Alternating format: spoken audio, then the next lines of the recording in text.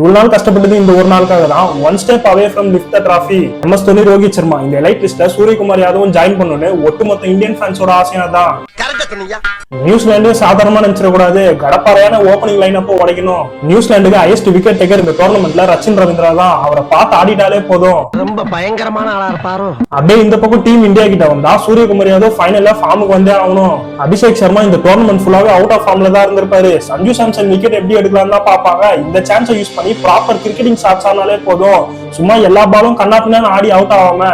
அடுத்து வருண் சக்கரவர்த்தி தான். இங்க இருந்து போய் ஒரு தமிழனா அவ்வளவு பெரிய ஃபைனல், அதுவும் அவ்வளவு பெரிய கிரௌட் முன்னாடி அகமதாபாத்ல இந்த டோர்னமெண்ட்ல ஃபார்ம்ல இல்ல. இந்த ஃபைனல்ல கண்டிப்பா வருண் 2-3 விக்கெட் எடுத்தா கண்டிப்பா கப் அடிக்க 90% சான்ஸ் இருக்கு. நிறைய பேர் சொல்றாங்க அகமதாபாத் ஸ்டேடியம் இந்தியாவுக்கு அன்லக்கி. 2023 ஃபைனல் கூட அங்கதான் தோத்துருப்போம். அவ்வளவு super hit match against south Africa கூட அங்கதான் தோத்துருப்போம்னு சொல்றாங்க. கரெக்ட் தான், நான் ஒண்ணு சொல்றேன். அதுக்கப்புறம் உங்களுக்கே நம்பிக்கை வரும் கப்பு நம்ம அடிப்போம்னு. சொல்லிட்டு கிளம்பு. 2023 வேர்ல்டு கப் அகைன்ஸ்ட் பாகிஸ்தான் அகமதாபாத்ல ஜெயிச்சிருப்போம். அதே world cup final Ahmedabad Australia கிட்ட தோத்துருப்போம். இந்த டோர்னமெண்ட்ல சூப்பர் ஹிட்ல சவுத் ஆப்பிரிக்கா கிட்ட அகமதாபாத்ல நம்ம தோத்துருப்போம். அப்போ ஃபைனல் அகமதாபாத்ல நம்ம ஜெயிச்சு தானே ஆகணும். அது மட்டும் இல்ல 2007 வேர்ல்டு கப்புக்கும் 2026 வேர்ல்டு கப்புக்கும் நிறைய சிமிலாரிட்டிஸ் ஒத்து போகுது.